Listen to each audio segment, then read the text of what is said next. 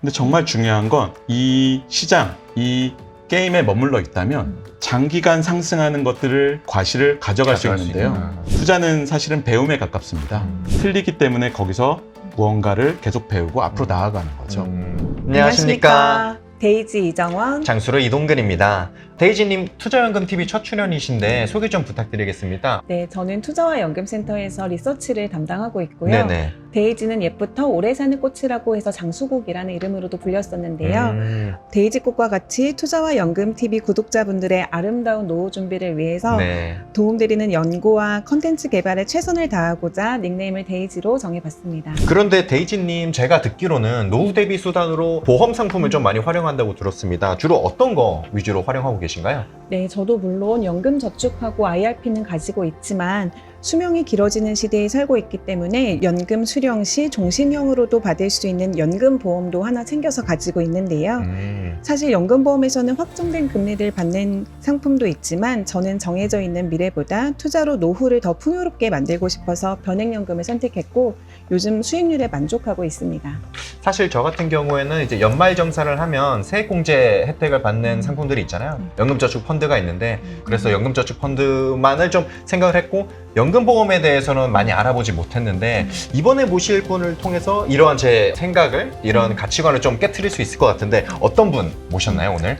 네, 제가 제 변액보험을 운용하시는 분이 어떤 철학을 가지고 운용하시는지도 궁금하고 또 아직까지 변액보험 잘 모르시는 분들께 도움이 될 수 있을 것 같아서 이분을 모셔봤습니다. 미래에셋생명 변액운용본부의 위득한 본부장님 모셨습니다.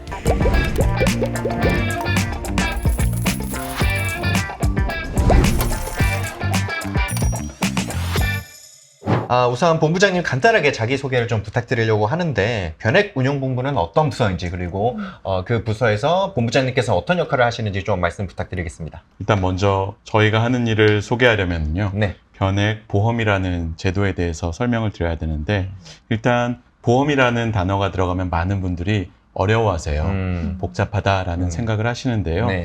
그렇게 생각하실 필요 없이 단순하게 생각하시면 됩니다. 본인이 납부한 보험료의 상당 부분을 투자해서 그 투자된 자금이 더 크게 불어서 나중에 보험금을 수령해야 되는 그 시점에 더 큰 보험금을 수령할 수 있도록 제도화된 게 변액보험이고요. 네. 변액보험을 가입하게 되면 필연적으로 해야 되는 펀드를 선택하게 됩니다. 그 펀드를 운용하는 운용부서라고 보시면 되고요. 네네. 저는 미래에셋생명에서 12년 동안 변액보험 펀드 운용을 담당하고 있고요. 네. 그 전에는 2년 정도 미래에셋증권에서 고객들에게 투자 전략을 제시하는 업무, 네. 그 이전에는 좀 많은 일들을 했었습니다. 네네. 뭐 경영 컨설팅부터 데이터 사이언티스트, 소프트웨어 엔지니어 같은 좀 많은 일들을 했었는데요. 네. 다행히도 지금까지는 이 일이 제일 적성에 맞는 것 같습니다. 네. 운용하시는 펀드가 10년 되었다는 기사를 제가 봤습니다. 10년 정도 히스토리를 가졌고 또 많은 투자자분들의 선택을 네. 받은 펀드라서 연금 운용을 어떻게 할까 고민하시는 시청자분들께는 오늘 많은 도움이 될 것 같습니다. 네. 네, 그러면 본격적으로 한번 시작해 보도록 하겠습니다. 네, 본부장님께서는 현재 변액보험 펀드를 운용하고 계시다고 말씀 주셨는데요. 납입한 보험료를 투자해서 운용 실적까지 포함해 노후 자산을 형성할 수 있는 상품이 변액보험인데 투자보다는 저축을 중심으로 보험사나 은행에서 원리금 보장 상품을 중심으로 노후 준비를 하시는 분들이 아직은 대다수인 것 같습니다. 네, 퇴직연금도 사실 그렇게 운영하시는 분들이 거의 대다수잖아요. 네, 맞습니다. 본부장님께서는 노후 대비에 있어서 투자가 반드시 필요하다는 신념이 있으셔서 지금의 일 하고 계신지 궁금합니다. 네, 일단 신념을 갖기 위해서 항상 노력은 하고 있는데요. 그만큼 어려운 문제인 것 같습니다. 저는 모든 분들에게, 모든 돈에게 투자가 필요하다라는 말씀을 드리고 싶지는 않습니다. 네네네. 내일 제가 전세자금을 갱신해야 되는 돈이 있다. 뭐 올해 결혼을 해야 되는 그렇죠. 내 쓰는 자금이다라고 했을 때 그 돈을 위험자산에 노출시키면서 더 키우고자 하는 것들은 어떻게 보면 욕심일 수 있겠죠. 위험할 수 있겠죠. 맞죠.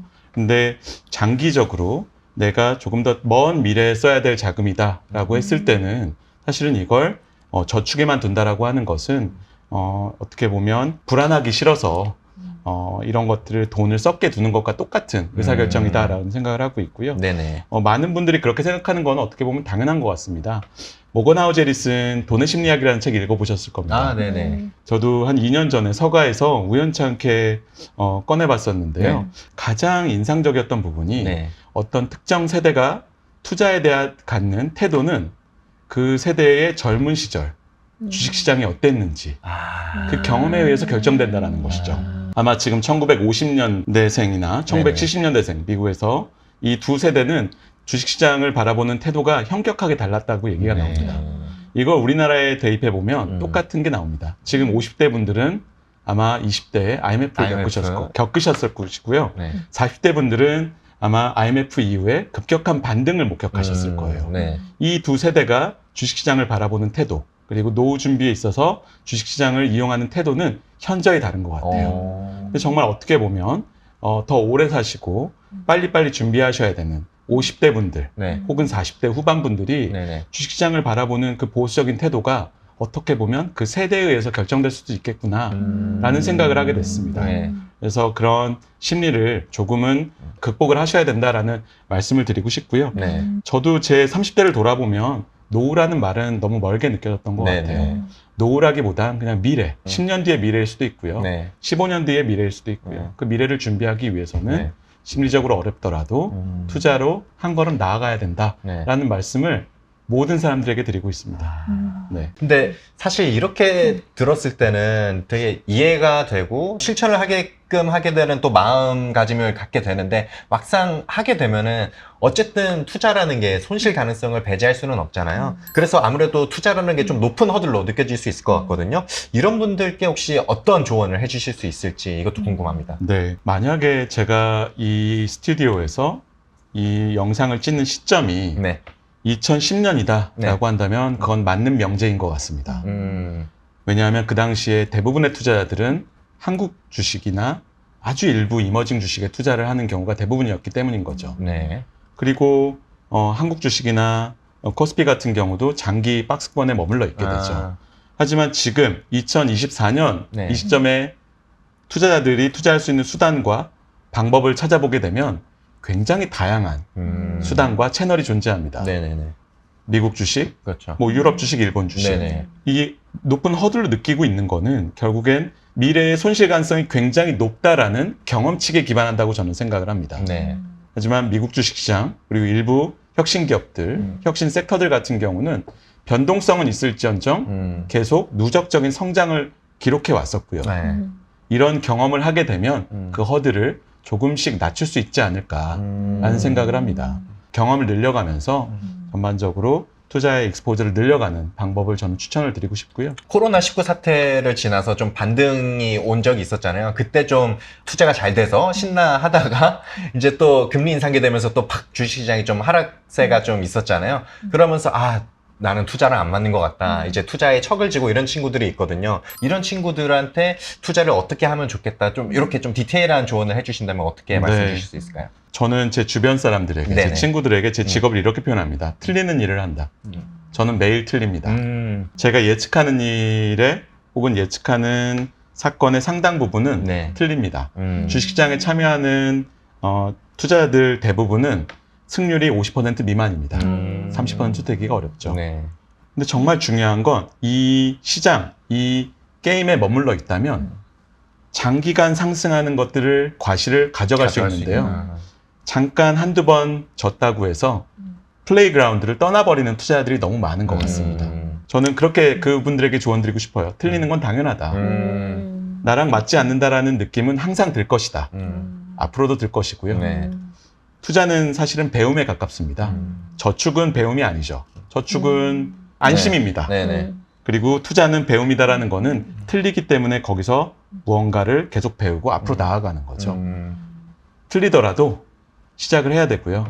또 앞으로도 틀릴 겁니다.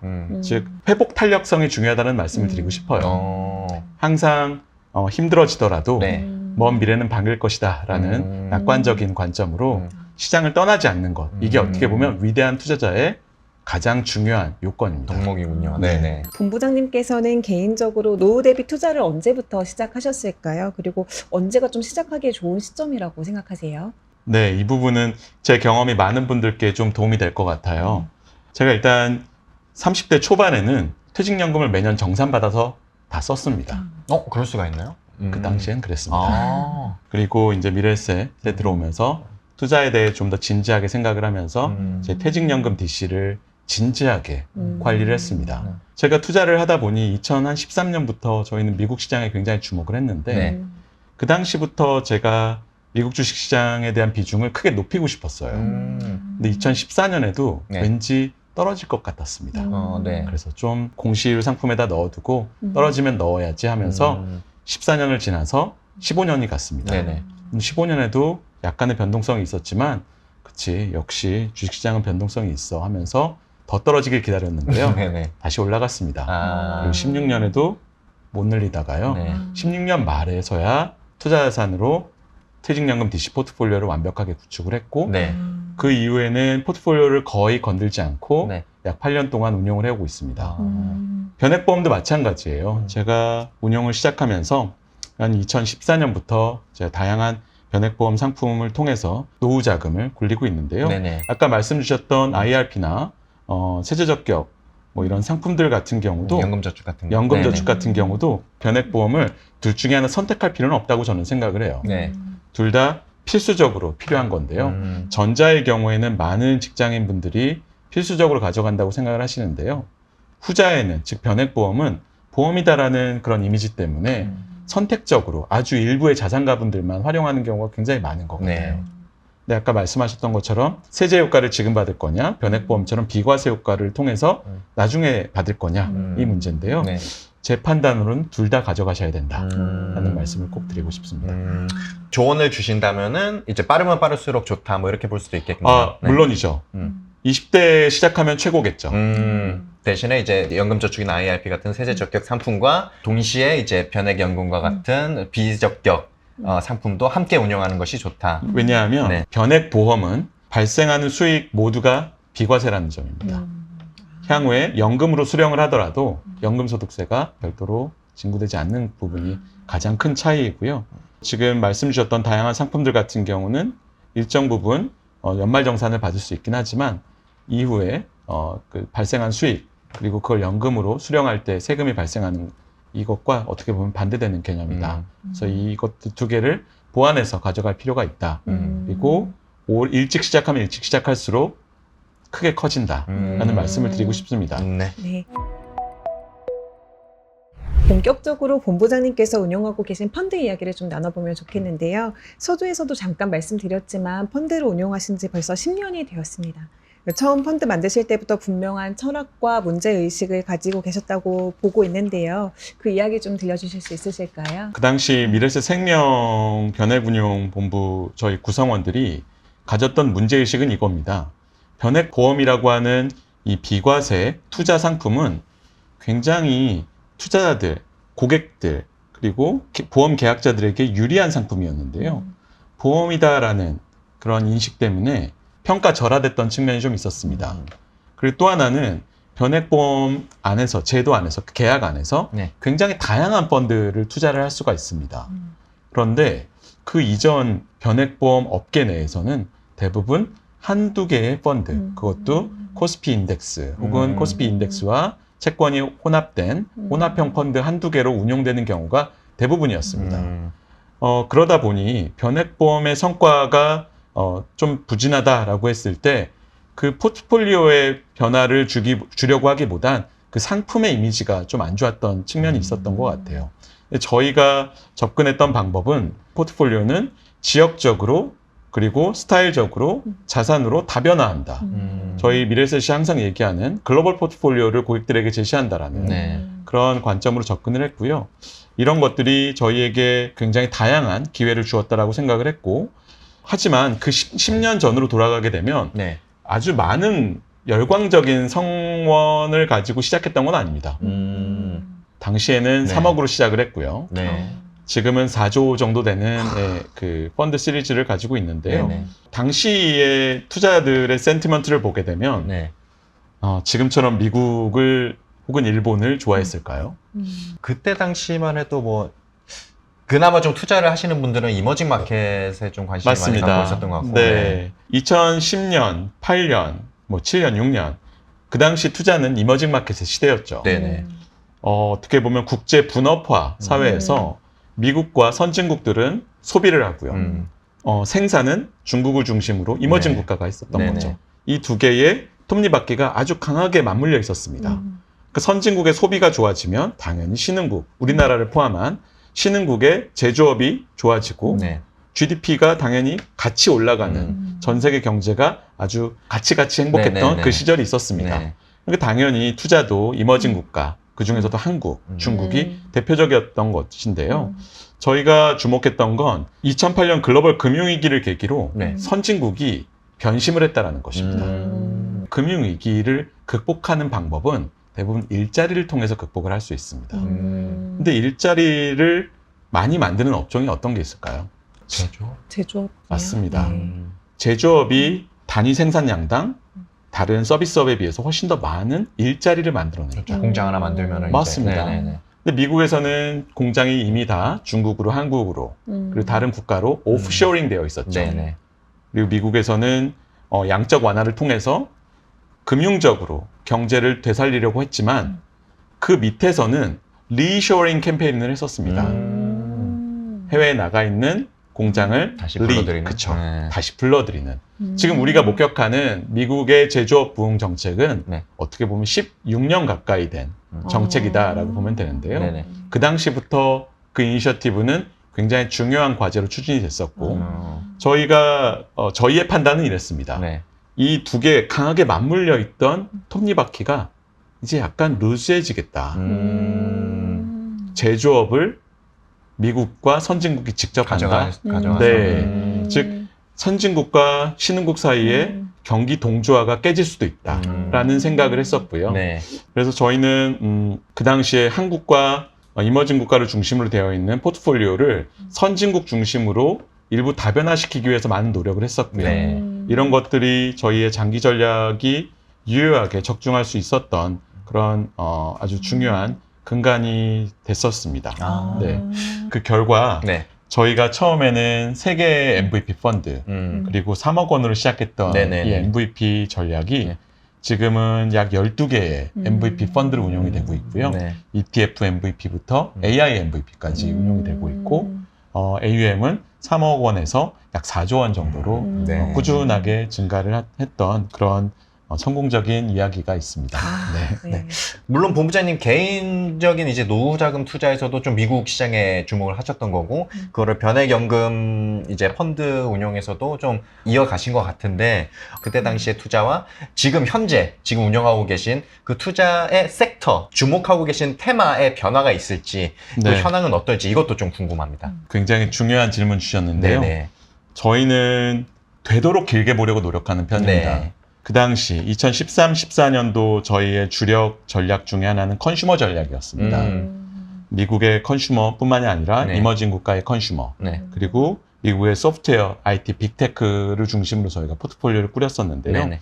지금 현재 MVP 전략에서 가장 큰 비중을 차지하는 거는 AI 관련된 섹터입니다. 네네. 토마스 쿤이라는 분이 쓴 과학혁명의 구조라는 책이 있는데요. 오, 네. 이 책에 보면 패러다임 시프트라는 게 있습니다. 네.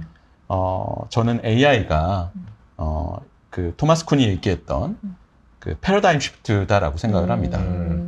이런 패러다임 시프트가 된다는 건 비연속적으로 발생한 기술 혁명에 의해서 다른 방식으로 가지를 뻗어나가게 되는 거죠. 네.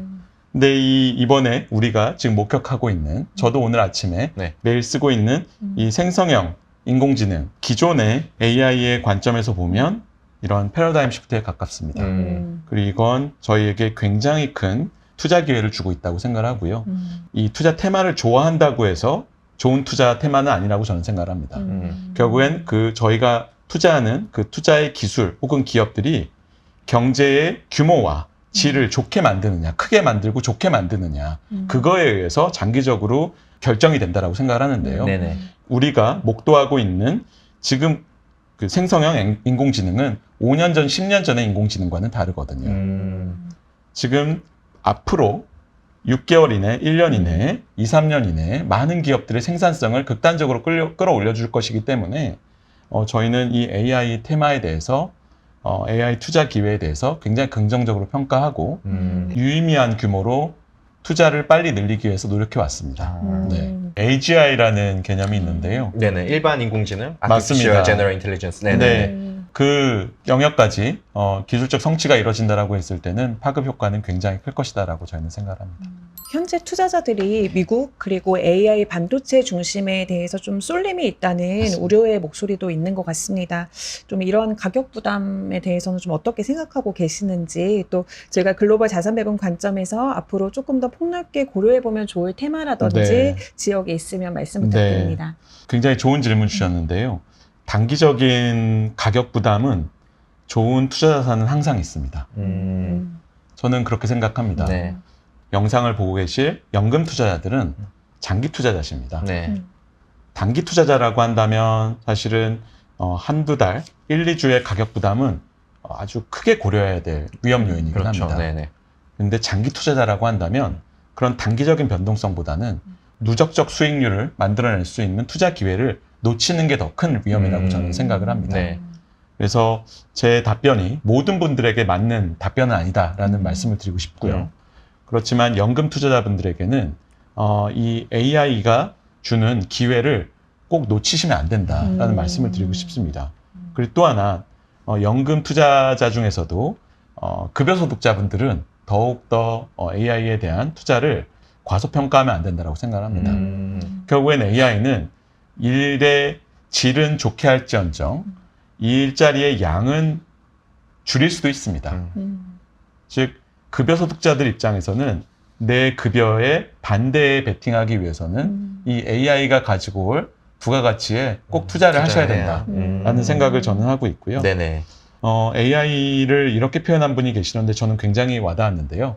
전기 이후에 최대의 생산성 혁명이 될 것이다. 전기는 네.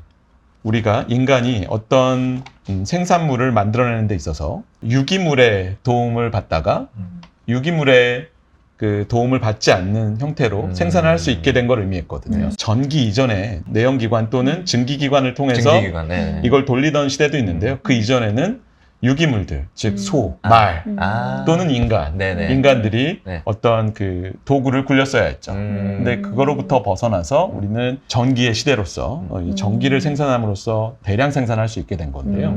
그만큼 엄청난 네. 인류사에 있어서는 대단한 혁명이었는데 네. 그 생산의 3요소 기억나시나요? 생산의 3요소. 네, 자본, 자본, 토지, 노동. 노동, 인간입니다. 지금 구글과 아마존과 이런 빅테크 기업들에게 토지는 중요한 생산 요소일까요? 저는 그렇게 생각하지는 않습니다. 경제가 200년 전, 300년 전의 모습과 너무 많이 달라졌거든요. 네. 지금 어떻게 보면 토지라고 하는 것들은 뭐 데이터가 될 수도 있을 거고요. 혹은 유저 기반이 될 수도 있을 거고요. 네. 이런 버추얼한 토지가 어떻게 보면 생산의 요소가 돼 있을 것이고요. 네네. 노동 같은 경우도 아주 모든 노동이 AI에 의해서 대체될 수는 없겠지만 화이트 칼라의 미들 퀄리티에 있는 노동들은 사실은 AI에 의해서 대체될 수 있기 때문에 네네. 지금 우리가 이 AI에 의한 생산성 혁명을 이런 투자의 관점에서 금방 식어질 수도 있다라고 바라볼 필요는 없다라고 저는 생각을 합니다. 네네. 그럼에도 우리가 AI다라고 했을 때는 반도체 혹은 AI 관련된 소프트웨어, AI 관련된 로직을 만드는 회사, 이런 회사들로 집중을 하는 게 있는데요. 네네. 저는 조금 더 넓게 볼 필요가 있다라고 생각을 합니다. 네. 저희 이제 MVP 펀드 투자 비중을 봤을 때 이제 미국 산업재라든지 제조업 투자를 조금 강조하시면서 비중을 늘려가시는 모습 맞습니다. 제가 봤는데요. 혹시 이러한 맥락에서 그러면 좀 비중 높여가고 계시는 건지 궁금합니다. 네, 정확합니다. 제 투자자 서한 읽으셨나 봐요. 네, 잘 읽었습니다. AI는 반도체이기도 하지만 전기이기도 합니다. 전기는 많은 분들이 디지털이라고 생각하지만 사실은 전기는 아날로그에 가깝습니다. 근데 이 아날로그 성격의 전기를 만들어냈는데 굉장히 많은 인프라를 필요로 합니다. 네.